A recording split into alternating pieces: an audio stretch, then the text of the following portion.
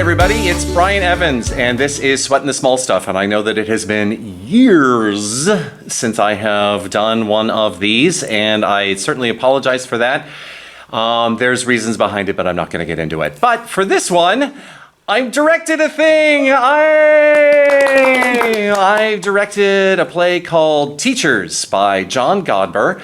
I originally saw the original production in London in 1988, and it really spoke to me. I was at a time in my life that I was just starting to really get into theater as a thing, and to have a play about being in school and doing theater and the power of theater and all that type of stuff was just absolutely wonderful. And here I have my glorious cast. I have Dawn Marie Zuniga-Williams. She is playing Hobby, and I have Julia Smith here. She is playing Gail, and I am playing Salty in it, so not only am I directing, I'm starring in it too! Ego! Foolish mortal!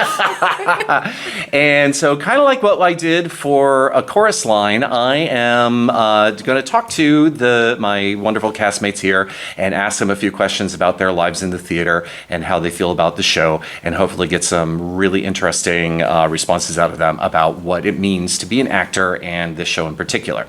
So, we're going to start off with the very first question here that I have is, and I'm going to start with Julia. Oh, okay. Yes, I'm going to start with Julia. Yes. What was the first show that you saw? Oh my gosh. Okay, this might be a little bit of storied history, Yeah. but my grandmother is a huge musical theater fan, and so growing up, we would just watch over and over, like Camelot, The King and I, My Fair Lady, playing the Andrew Lloyd Webber soundtracks to everything that she could get her hands on at home. And then we went as a family when I was young to see The Grinch Who Stole Christmas at the Globe, which of course for people in San Diego, they know that's like a very big, holiday thing. So I think that was the first live performance I saw, but I definitely knew from a very young age what the whole live performance thing was, and the fact that there were so many cool theatrical productions that had been kind of immortalized in those movies, I thought was so neat to be exposed to at home and to have kind of all that, awareness of from a very young age. Have you auditioned for The Grinch? No, I never have. And really? I never have. Well, I do Christmas Carol every summer, or not summer, winter. They start early. really. Because I auditioned for The Grinch this last time around, and I did not get it. So yeah, there's only 5. Because they have an infinite number of Who children, but for the actual adults to be the rest of Whoville, they only have like 5. And so got a call back, thought I did very well. Good. The director said, that was really good. Oh, amazing. And then I never hear from them. Then Sorry, you go again then next you go, year. Yeah, go ahead next year. That's the lovely thing about being in San Diego. You can audition for this show forever. Truly. Okay, Dawn, you're on the spot now. I think the first full-length show that I saw was You Can't Take It With You. My family For those who don't know, what is You Can't Take It With You? it's a comedy that Moss and Hart, something like that. Something like that, yeah. It's a comedy about a big crazy family, essentially. So my family, like the year before, had kind of been involved with starting a community theater in Santee, and that was the first full-length show that they put on. So I think that was the first show I saw, and both of my parents were in it. That was the first show that I did here at Patio Playhouse, was their production of You Can't Take It With You. I was the IRS agent. Ooh. So I come on page 14, and I'm off on page 17, and then I sit in the dressing room for the next 80 pages of this 3-act monstrosity waiting for curtain call to happen. So, yeah, that was fun. Okay, so next show, first show that I saw since I'm part of this. Let's say, I don't think I actually talked about this when I was for Chorus Line, so we're going to learn new things about Brian. First show, the first sort of Broadway show that I had ever seen was Brigadoon. Oh. There was a touring company coming through in Albuquerque, and we went to go and see it. Now, the first one could have been Evita, the national tour, the first national tour of Evita in the 80s. But my dad asked me, Brian, do you want to go see Evita? And I asked Evita, what's Evita about? And they said, it's it's about the First Lady of Argentina right after World War II. And I'm sitting there thinking, who the hell wants to see a show about the First Lady of Argentina? Should have led with Madonna. Little did I know.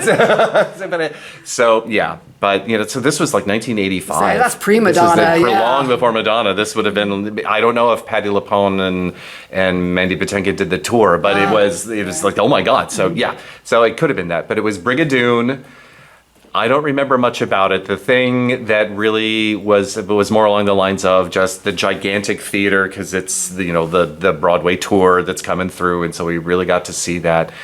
I didn't really get into theater until like college sort of thing. Wow. So this was a good 5-6 years in between the first show that I'd seen and then really getting into it, which kind of leads into the next question. What was the first show you did? Done. The first full-length show that I did? Yeah, the first show that's not like, the second school. grade, not a second grade play, So but my an actual first theater actual piece. show was called Alaska. It was Okay. a melodrama. It was part of the first season for Santa Community Theater. I would have been 11 years old, and I played the heroine, Persephone Pureheart. Oh. No, I learned a lot from that show, because that's when I learned it's no fun being the heroine. You want to be the bad girl. Come on. Because my best friend Kelly played the bad girl. I'm like, that looks like really a lot of fun. Okay. But I got the lead, and you're supposed to want the lead, Yeah. right? But Yeah. man, that looks like fun. Secondary characters are so much better than the leads too many times. It's just Absolutely. like, I want to be the Joker. I want to be the villain. I want to be the thing. What about you? What was the first show that you did? It was a teen edition or school edition of Les Miserables when I was 14. Oh, just dive on Wow. in. Yeah, well, which is, oh my gosh, such a great exposure to such great musical theater. And I did it over the summer. It was like a summer project with a local youth theater company. And it was the first thing I ever auditioned for. I had friends that did it, people I knew through band, because I was a band kid. I And- was also a band Yes. kid. Yeah. And so there was kind of an overlap, band and choir, and people were involved with this type of thing. And so I had friends doing it, and I went with them to Who were you? audition. I played, at the age of 14, Prostitute 3. Yes. So even though it's school edition, you Yeah, can't well, really... it's Les Mis. It's Les Mis. These are kind of like core themes of the show. Fantine just dies of ennui because it's French and stuff like Wait, that. so we're all band kids. Yes, I was a band kid too. What did everybody play? Clarinet. Flute. Oh, I played piano and trombone and glockenspiel. Oh my gosh, wow. That's great. Okay. And that's because I wasn't really into theater as a kid. I was a band kid. Sixth grade was the first time that you could have an elective in school, so I decided I'll take band. And there's a lovely little story about one of the many conflicts between my mother and myself.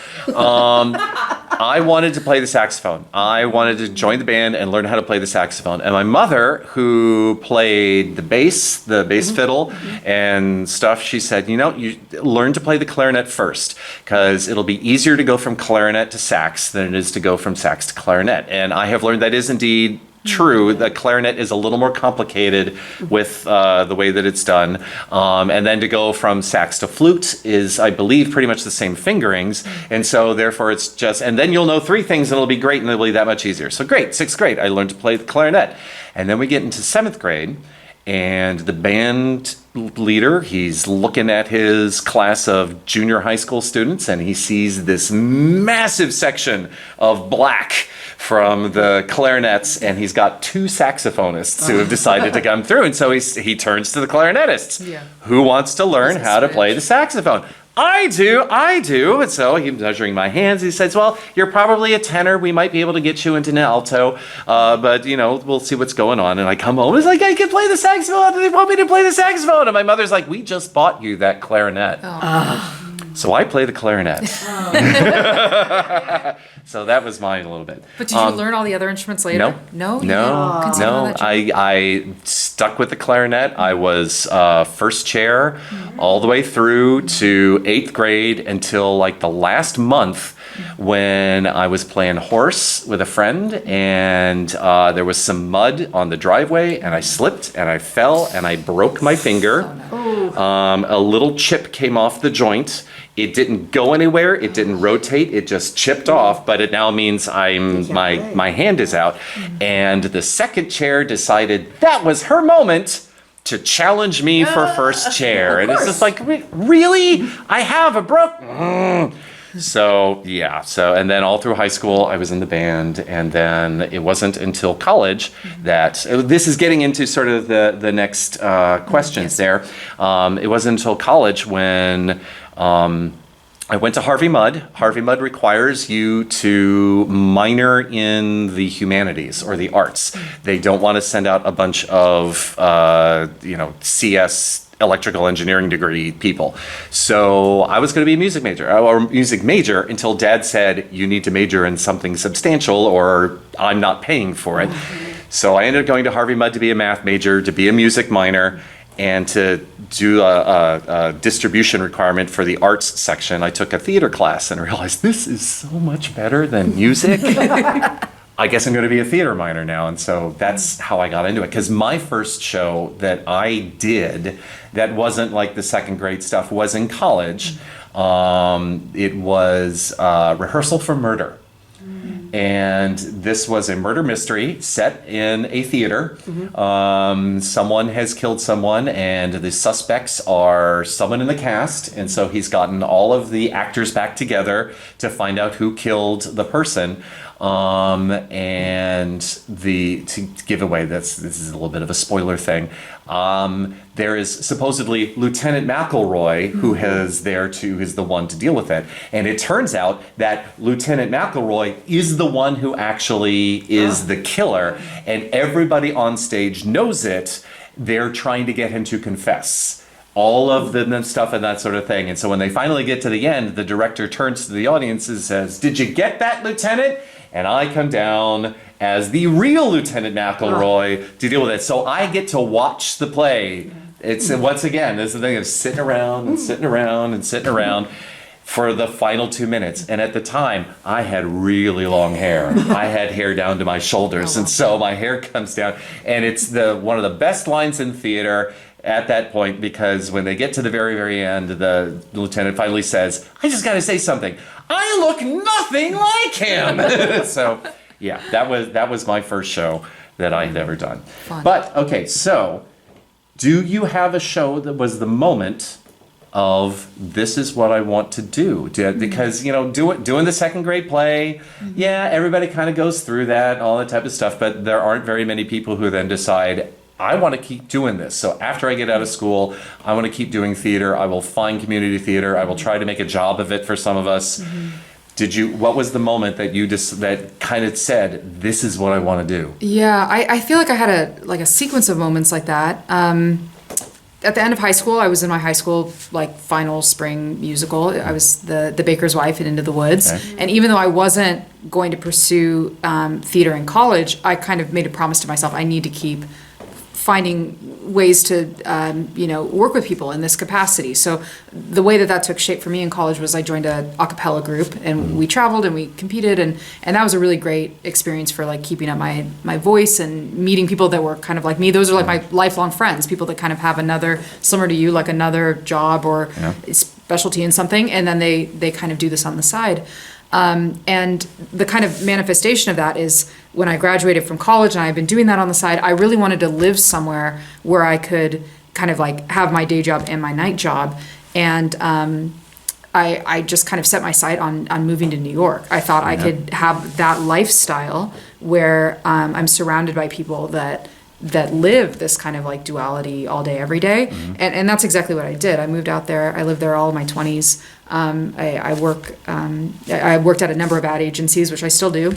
And so many people in the world are just so creative and have such passion and heart.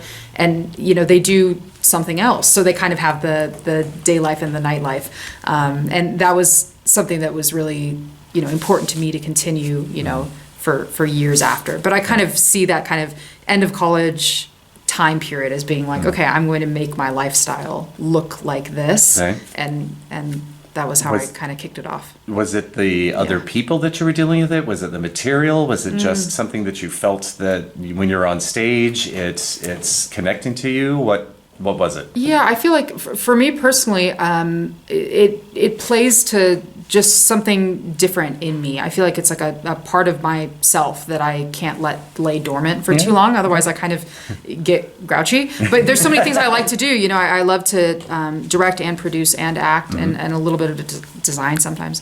But I find that like any variety of those things is so fulfilling. And so living in an area and surrounding myself in a community where there's other people with that kind of mindset, like let's just make it happen, it can be scrappy, that's so high on like my value index for how I conduct myself and live my life. Yeah. Cool.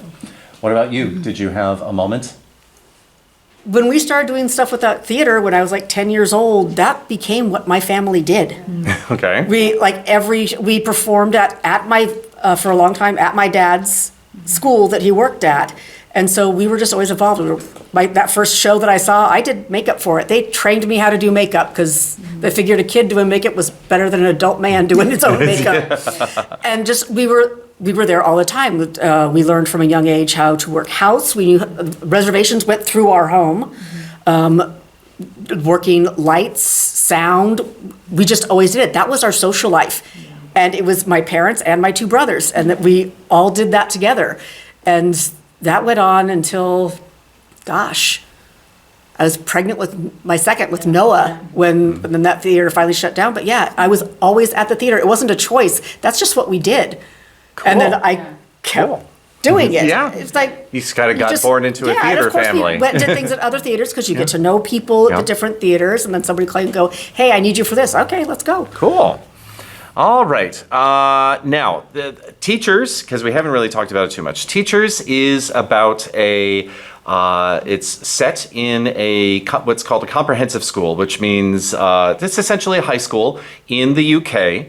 And it follows the life of Mr. Nixon over his one and only year teaching drama at this school, and the three students, Salty, Gail, and Hobby, who are putting on this play about his first year at this school and how they get excited about drama, how all the cliches about having that one teacher who touches your heart and kind of sees the value and worth of who you are as a person and encourages you to learn about yourself and become a young adult through that, as well as the power of drama to be the way that comes out through there before he goes off and starts teaching at the private school that is a much better place, because Whitewall, which is the name of the comprehensive school, it's got no money. As he says, I knew at my interview that Whitewall had a bad reputation and no drama facilities, whereas St. George's, where he goes,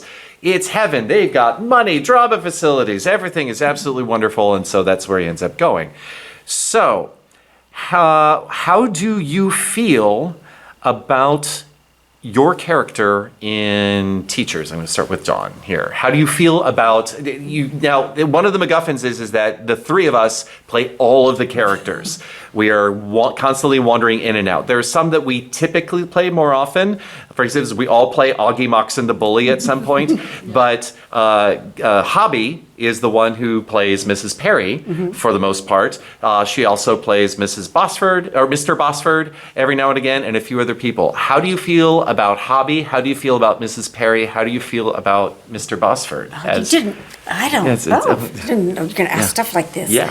How do you relate to, for instance, Hobby? As a person, Hobby's fun because I don't relate. Hobby is shy and quiet, but I always had a shy, quiet friend. Mm-hmm. So I kind of look to those friendships in elementary school in particular, and how the dynamic there, because I was more of a Gail. Mm-hmm. Yeah.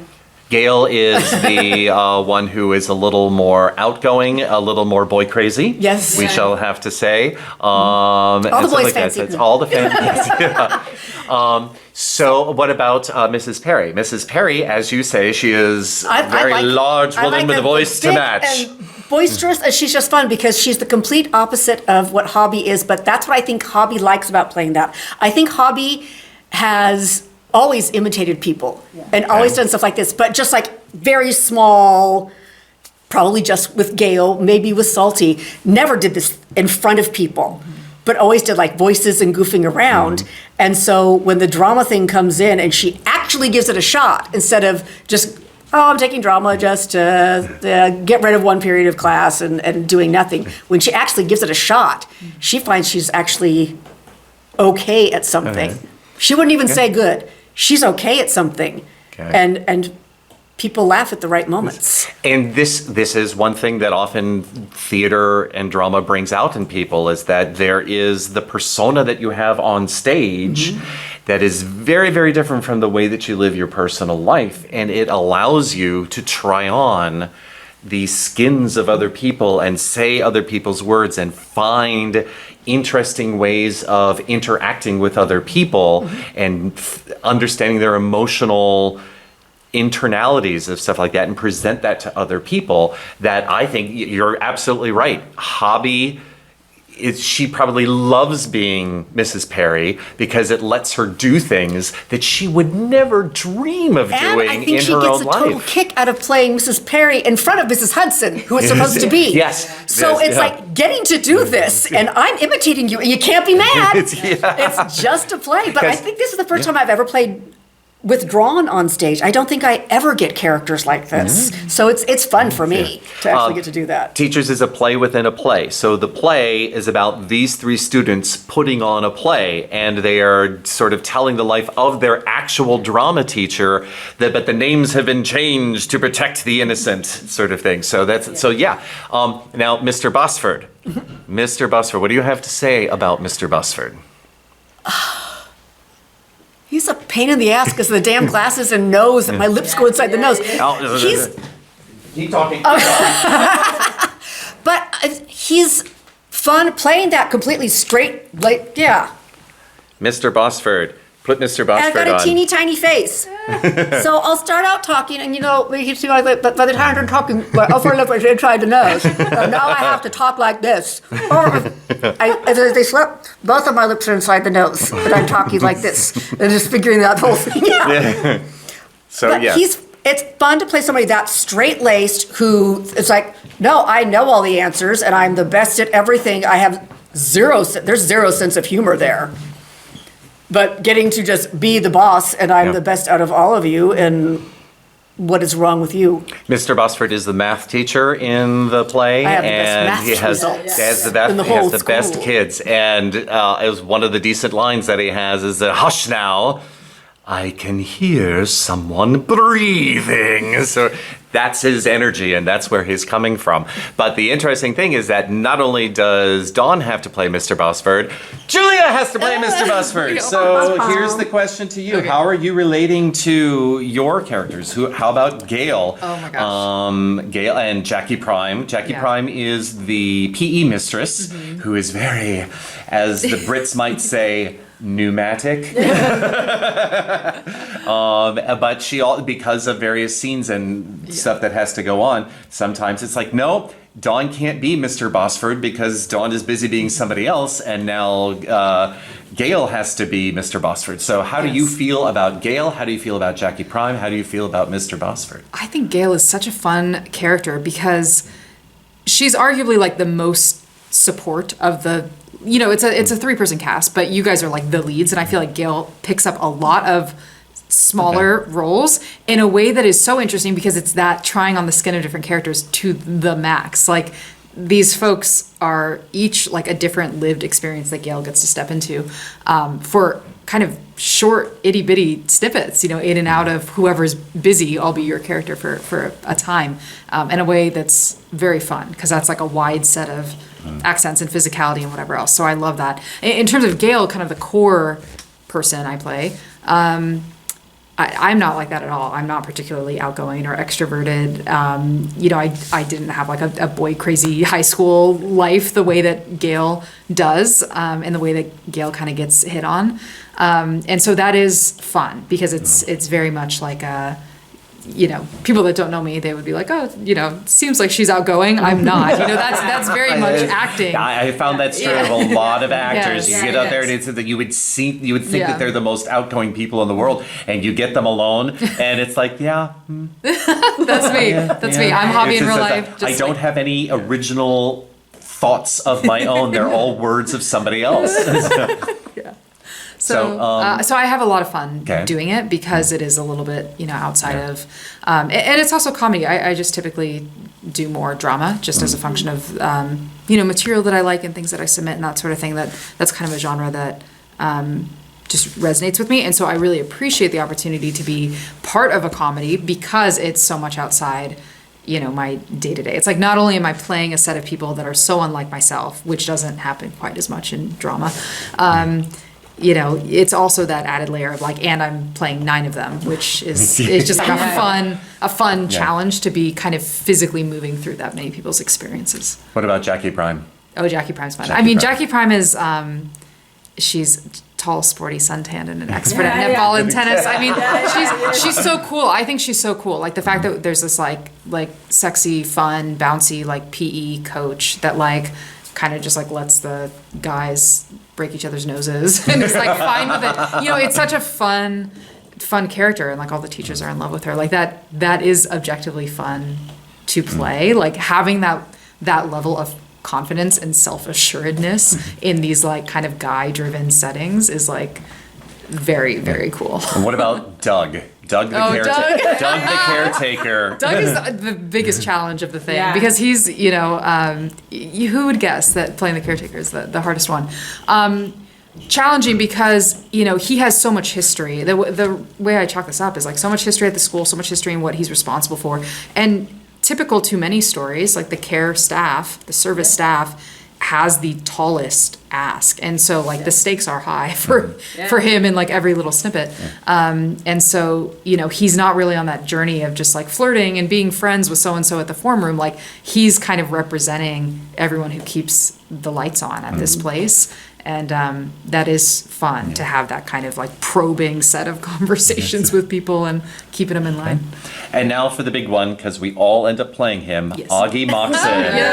The bully of the school it's Robert? What's his name? Bobby. Bobby probably Oxen, right. known to all and sundry as Augie Moxon. Yeah, so let's see. I start with Augie Moxon, and as we sort of worked into rehearsal, Augie Moxon walks through life with his dick first, and sort of things. The pop the collar. He's got the attitude. He's trying to get into Gail's pants. He's trying to get into everybody's pants. How much of it is the bluster of being a teenage boy? How much of it is real? We never really know. All we know is that he tries with Gail, and Gail is, to my mind, flattered, but ew! Ew! Get away from me. I want a boyfriend, but God, not you! She wants the drama teacher to be her boyfriend. She's got a totally different objective. So Augie, for my mind, because I play mostly Nixon. For most of the thing, I'm either Salty or Mr. Nixon. Mr. Nixon is...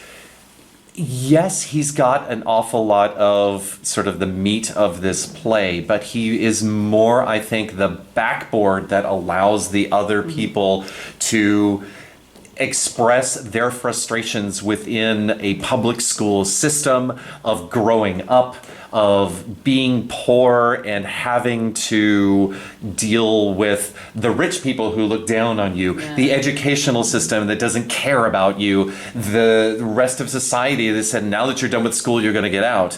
And so, yes, we get to see an awful lot of Nixon's journey of him trying to navigate this year, but I think a lot of it is his ability to be there to allow the other characters to have their say about what their life is, and I like that about it, is that he has his own life, but he's also involved with everybody else's life, and he has some meaning. But Augie, Augie, to be fair, Augie, the way at least we're going through, he's kind of one-dimensional. He's got the one thing that he wants. He's 16 going on 25 as the line goes. And it's there, as you say, there's something good about being able to play the villain. And it's not so much that Augie is the villain, but he is just like this, the worst. He's just the worst person. And if you can find the good aspect, even if it's just in service of the drama, you can really start to bite your teeth into it. I was doing summer stock in New Mexico one year, and we had a play. It's this one little one act, and unfortunately I can't remember the name of it. I'll have to go back and look, and there will probably be a little title coming up to remind me of what the name of the play was. It was original one act that was done specifically for this new Playfest, that was about a young girl who was molested by the priest. And I'm playing the priest, and we have the scene, and she stabs him in the back, and it's kind of like the court scene that's going around as to, you killed him, and it's like, yeah, but it's because of what he did, but nobody saw, and all that type of stuff. But it's this little one act. It's about maybe 20-30 minutes long, and because it was this new Playfest, we only had about like 10 days to rehearse before we're going up. And if you take a look at the bows from the video of this play, you can see I am not happy. I have not found the aspect. I mean, I know that it's okay. The play needs a villain. You are the villain. Go into this. But I come off of that play at the end going, God, I can't. And I have to play it well. I have to play it believably. I have to be the monster in order for the audience to get it. But I hadn't found that aspect in the mind of the detachment of being able to say, it's for the service of the play. And so therefore, yes, get into it, but recognize that aspect is that you're doing it for a part. I was still in the trying to understand his motivations, and it was still kind of fresh and new, and And there's some motivations you just don't want to understand. Exactly. Yeah. And so for Augie, since this is a comedy, doing that, I'm all for it. Doing all that sort of stuff where I can get into your face, gives a kiss. Well, and I like the way he split up like that, because you're like the lustful. Yeah.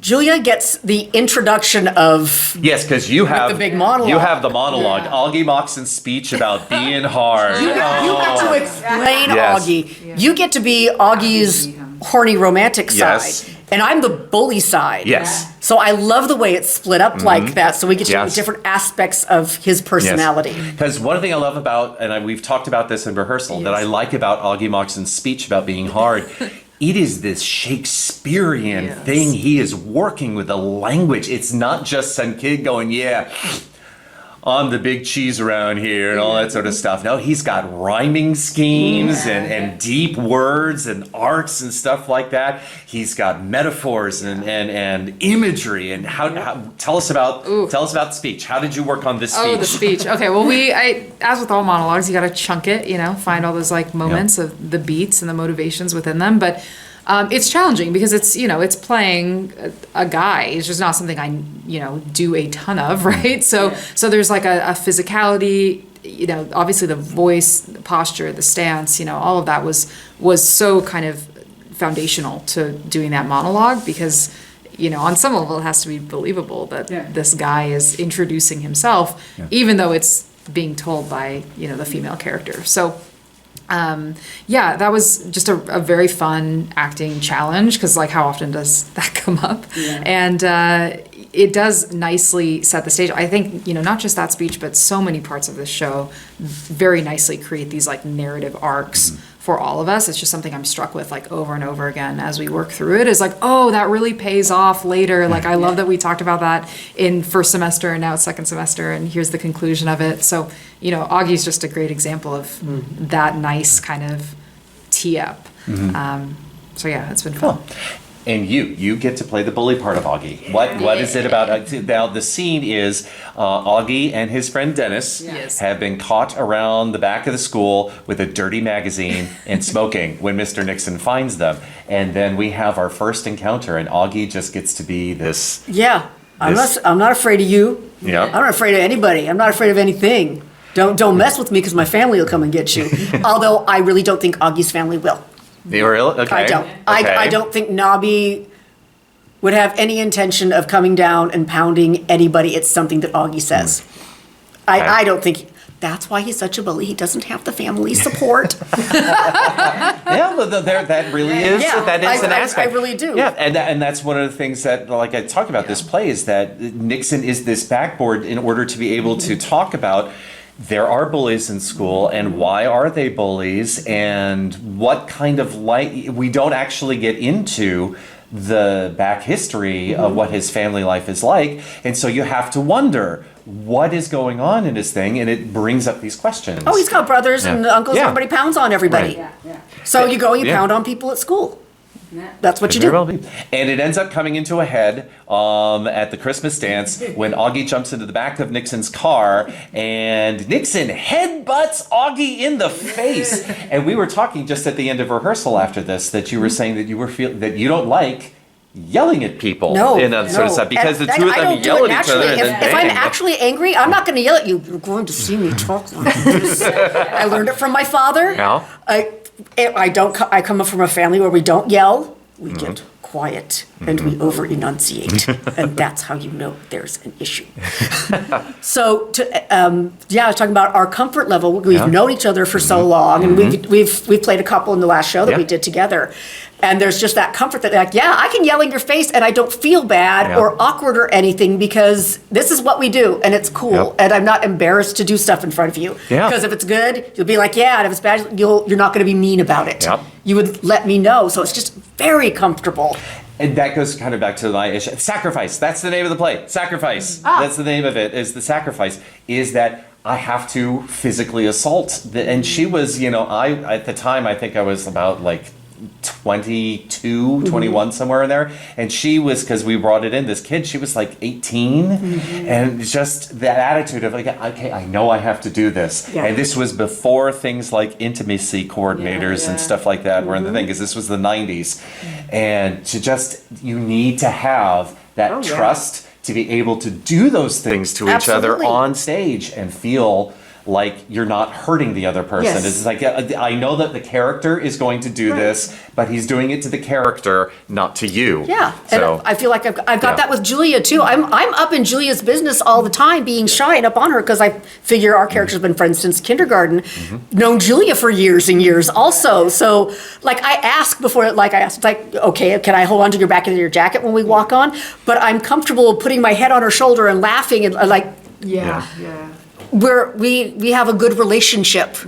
So it just makes it very easy to take it back to when you were kids and like when you're in elementary school, you hold hands on the playground and you grow up just being not physically intimate with each other, but very physically comfortable with each other. And I already pretty much had that going in with you. I just had to make sure that you felt the same way. It's like, we're great, I can do whatever. No, you need to talk to people. So for me, any of the physicality in here with either one of you has been super easy because we're already there. I had sort of precast the show, sort of. I say sort of. I had originally asked Dawn back in 2007 when we were doing Cabaret together. I said, I have this play Teachers and I really need to do it. And it's you and your sister-in-law, Elisa Williams, to be the Gale part. But then it just kept on not happening and not happening and not happening. And I finally decided, well, damn it. I'm getting too old to be able to do this show, so I'll direct it myself. I'll do this sort of thing. And finally they said yes. Patio Playhouse said yes. They're going to do the show. You're going to be able to do it, right? Dawn said, yes, I'm in. And Elisa said, when? Why? It's March. Oh, my kids. I got to be there for my kids. The kids that I'm sitting there going, I got you locked into this before these kids were born. So I have the priority. But yes, it's family and all those responsibilities come first and stuff like that. So, well, now I need to find a Gale. And then we found Julia. We asked her to do it. She said yes. So thank you so much because I did not want to have auditions for it because I wanted to have a group where we can work together and be able to deal with this stuff, that if we are all comfortable with us without having to go through that. We've just met at the first table read sort of thing, and now we haven't worked together. But I trusted Dawn. Dawn said Julia would be great to deal this sort of stuff. It's great. And I think that we have been able to work very, very well together. And so and I knew that going in too, because I wasn't just thinking of who can play this part. I'm like, who's going to complete this? And we can all work well together. But I think it would have been very odd to bring a complete stranger into the two of us, because the two of us are a lot. But it's like, no, we need to get somebody we know. So Hobby is the glue holding Gail and Salty together. It's thematic. All right. So did you do drama in school? And if so, how did the teachers compare to Mr. Nixon? Oh, great question. Well, similar to what we kind of talked about at the beginning, I came up through band. So I did band first, and then I did, in the high school music department, it was like band and choir were taught by the same person. And so I started doing both band and choir. And then he was the music director for the school musicals. So that was really my tie-in. I didn't do any drama specific classes. But did you have in some other subject a Mr. Nixon Oh, who for was sure. there? Well, that person I'm describing, Mr. Lund, Brian Lund at San Pasquale High School, was that person to a T. Was so supportive, so encouraging, just really kind of helped so many people on their artistic journey, learning new instruments, kind of growing into, choir and band and musical theater. He was just so supportive and so warm and just a very well-rounded and empathetic, exactly the kind of person you need in high school. So I credit so much to him. I think, he just imparted so much to so many people. Actually, he was a very new teacher. I'm thinking back to when I was in school, when I was a freshman. I believe that was his first year teaching full-time. He's from a family of teachers, and he had, kind of a teaching lineage, so people knew who he was, but that was like his first kind of crack at running that part of the department. So it's interesting to be in this play and to kind of have that context on what it must be like to be the new teacher and that sort of dynamic, because it does, admittedly bring in kids that need kind of like that extra support or like that extra kind of outlet. I think the arts, inherently kind of play to folks that really appreciate, expressing themselves and being with other people that are on the same page. And there's just something so special about educators that lean into that and are such a safe place for folks to learn.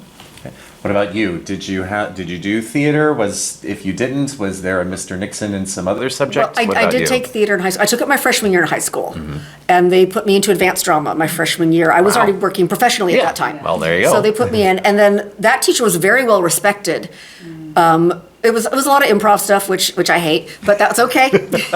But then the next year they got a new drama teacher, and I didn't end up taking drama the rest of the time. I did 2 plays my junior year, but that drama teacher believed that you shouldn't be doing community theater because you're not going to learn anything there. The step up, you need to be doing high school theater, because that's where you're going to learn everything. Well, I went to a high school where the theater was a regular classroom where they put in like 2 risers and then a very low stage. They did not have a theater. Then eventually they moved us into the choir room, which was no better. It was tile, but you had the risers to put the audience on, and the backstage places where they kept the pianos on each side. This is very much like Whiteball. Yes, One of the things is that they don't have any drama facilities. Yeah, and They're we doing didn't it in have the that. main hall. Yeah. And so this, you will understand this. Oh yeah, absolutely. But she didn't think that we should be. I was doing community theater all the time, so Yeah. I didn't need to do it there. I was busy enough, but I did enjoy the 2 shows that I did there. It was a good time, and she really liked me that year. So great. All right. So now we're getting into that. We had sort of talked about how, I was in the band. I didn't really get into theater until college. For me, because I'm an Air Force brat, so I was changing schools left and right. And so I never really got to have that deep connection with a school, let alone really the teachers. The closest one that I had was my calculus teacher, my 11th grade calculus teacher. And I think part of it was because I had kind of, interestingly enough, I had struggled a little bit with trigonometry, but calculus I understood calculus. Oh my God. I was like the number one calculus student in the thing. And she's the one that had said, okay, well, there's this program where there's like a field trip up to, because this is New Mexico, up to the nuclear labs up in Los Alamos. I'm going to put you down as one of the kids that ought to go for it, and that sort of thing. And she was really there to be able to say, it seems like you're good at this. It seems like you're interested in it. I'm going to put some things in front of you.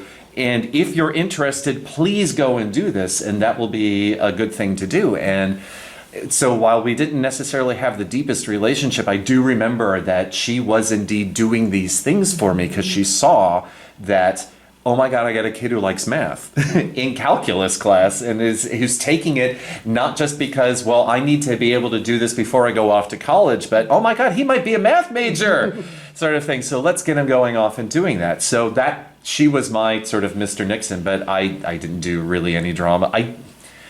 There was like the second grade play and the fifth grade play. I was Christopher Columbus in the second grade play. I had a solo in the fourth grade play and that sort of thing. And mostly because for me, it was, this is what the school wanted you to do. This was the assignment. So therefore I'm going to do it, and I'm going to do it well because my parents are going to be angry and upset if I don't do it well. So I'm going to do it well. So I was Christopher Columbus because I was the only one who could memorize the damn line. I had the solo to sing in the school theme song in the fourth grade play because I was the only one that memorized the lyrics. I was the one who was doing Bicycle Built for Two because me and the other kid, we were the only ones who wanted to do the choreography the way it was supposed to be done. And so it's just kind of like, well, if you're the only one who's interested, congratulations, here you go.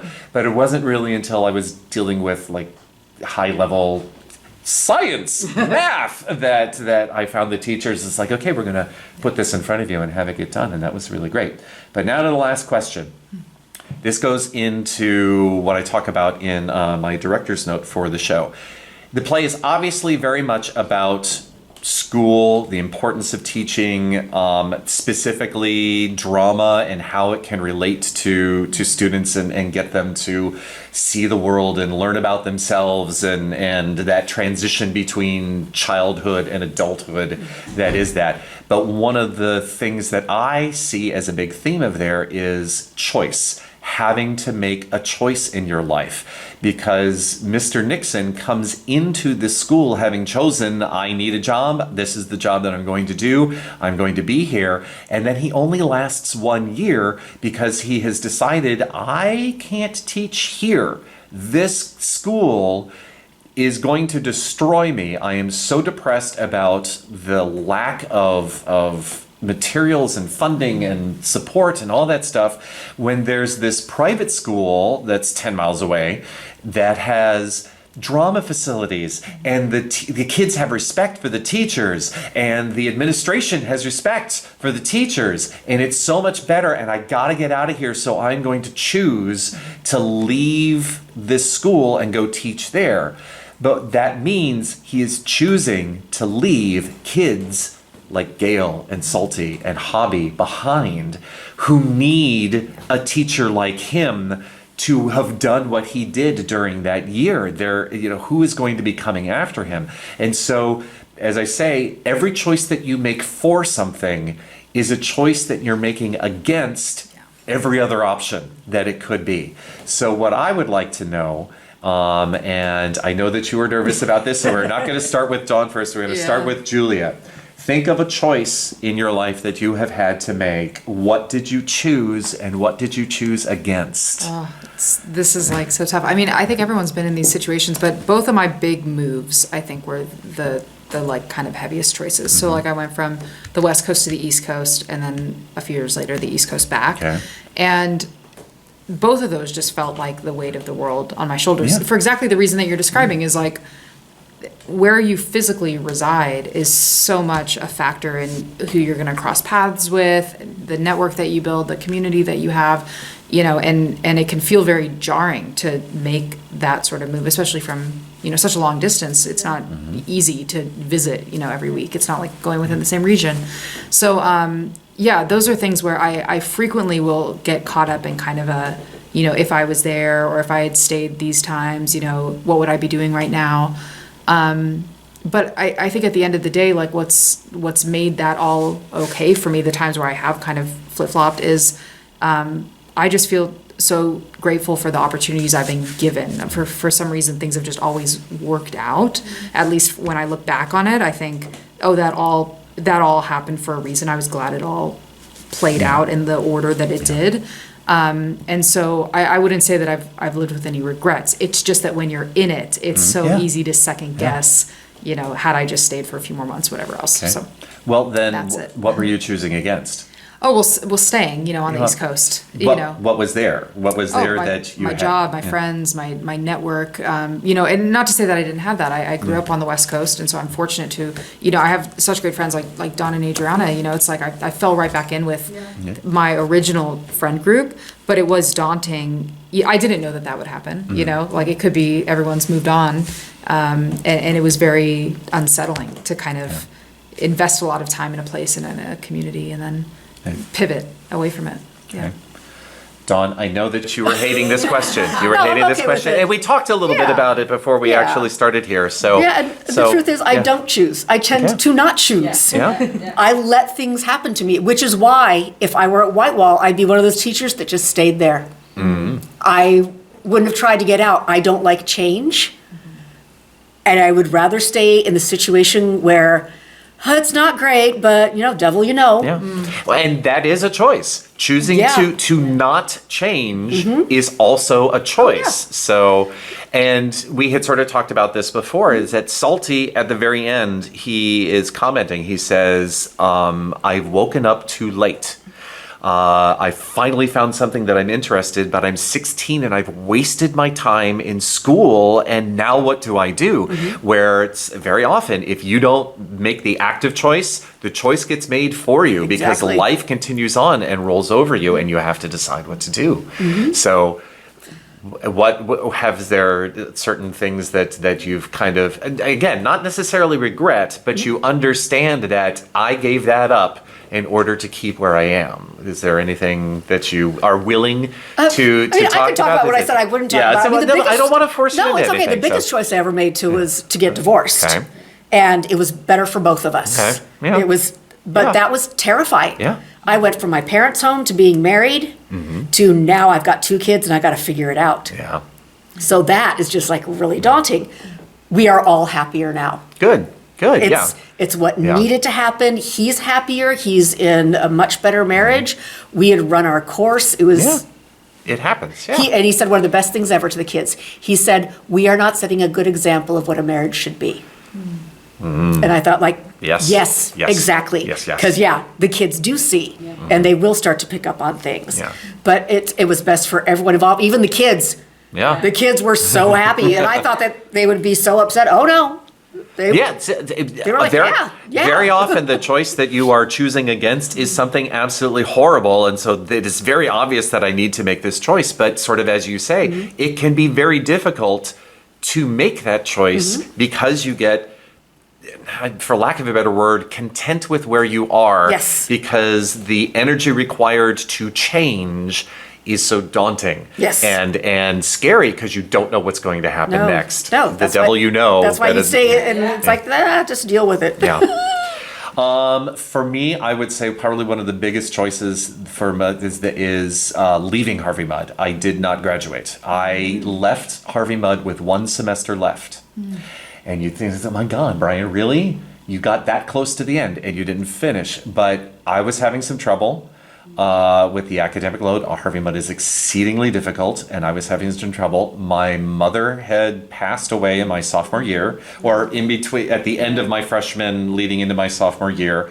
I just was not adjusting very well to being on my own, having to deal with all this stuff. And Barbie was right. Math is hard. Math is hard. And so I said the reason that I was sort of a math major was that Dad said, well, you're not going to be a music major unless you're paying for it yourself. Okay, well, what the hell else am I going to be? Chemistry? No, my sister's a chem major. I don't want to do that. Engineering? No, Dad's an engineer. I don't want to do that. Psychology, no, mom's got her psych degree. I don't really want to do that.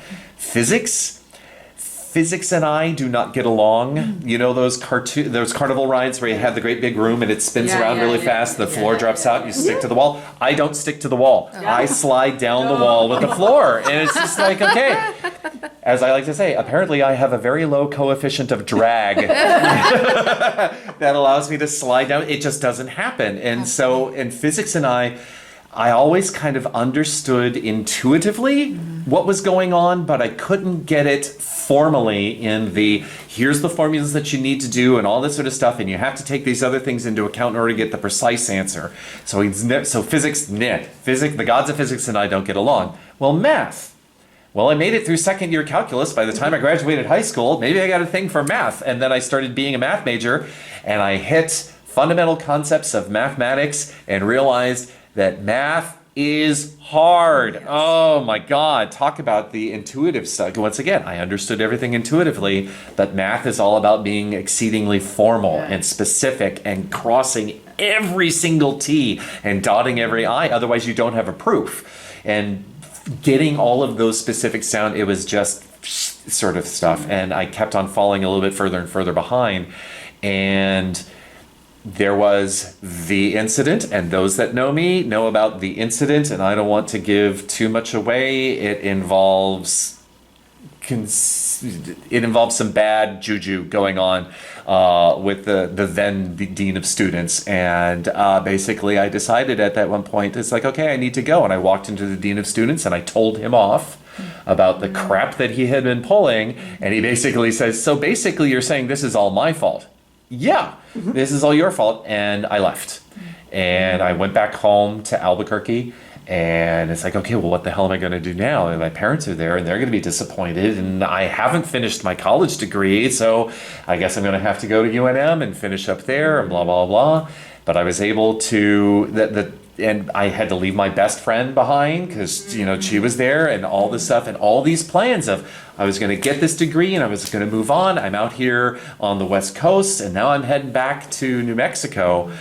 But it's very much like you. It was a good choice. In the end, yeah, I could have stuck it out, but I would have been so miserable if I had managed to actually not just fail out from all of the problems that I was having, and it wasn't good. But because of that, at UNM, I was able to, they were starting up their musical theater department kind of thing, and I was able to get in on that. I started doing all of this summer stock for them, and I actually ended up graduating with more credits in my minor than I did in my major. It all worked out. It all worked out. The only reason I don't have a BA in theater is because I was, after I took the required for the minor, I just started taking classes that I wanted.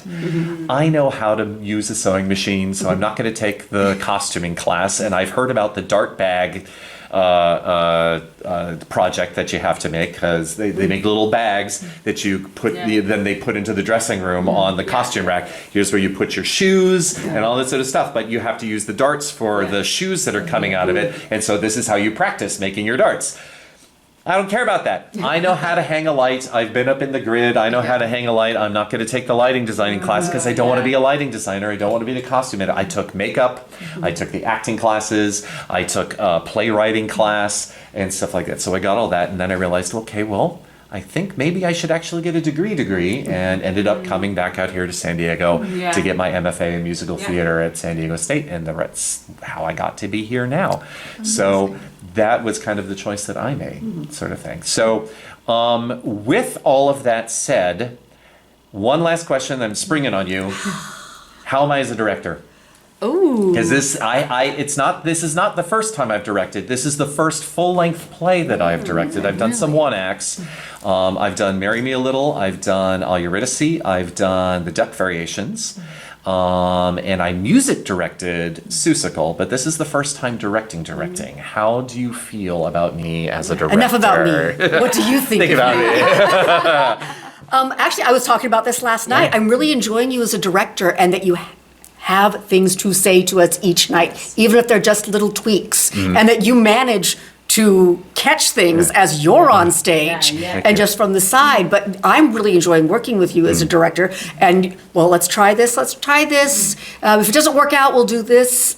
I'm really having a great time, but I do have a question for you, because you tape every rehearsal. Yes. Do you actually watch them? I have watched a few of them. I haven't watched them all. I really need to deal with that sort of stuff. But there are certain things where I know that I need to check something. Yeah. Just to make sure, am I standing in front of the way, that type of stuff. Because you got to do your stage pictures. You got to make sure Yes, that sort of absolutely. thing. But I think everything has been But then working. you come back with that, like Yeah. telling us, like, we got to watch those straight lines, always Yep. make sure. Yep. Yeah, but I was curious about it, Yeah. if you used them or not. Yes.